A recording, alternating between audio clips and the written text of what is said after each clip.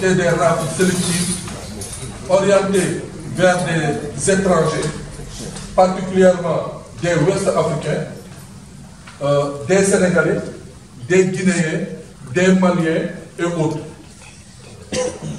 Dans un premier temps, l'observation qu'on avait retenue que ça rentre dans un processus normal, hein.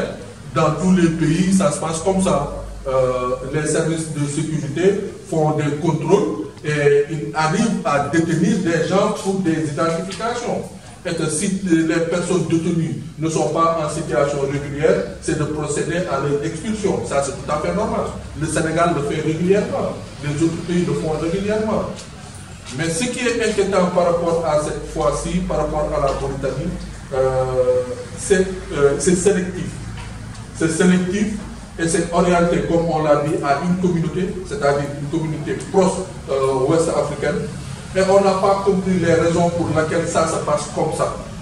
Et autre chose sur laquelle nous avons vraiment déploré et que nos enquêtes nous l'ont permis, c'est qu'au cours de ces rafles, les détentions se passent dans des conditions inhumaines.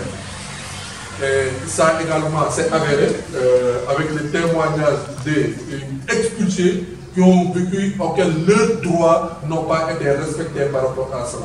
Et à cela, nous tenons à rappeler, qui que ce soit, où que ce soit, une personne arrêtée d'une nationalité, s'il n'est pas apatride, s'il est apatride, il ne peut pas faire l'objet d'expulsion.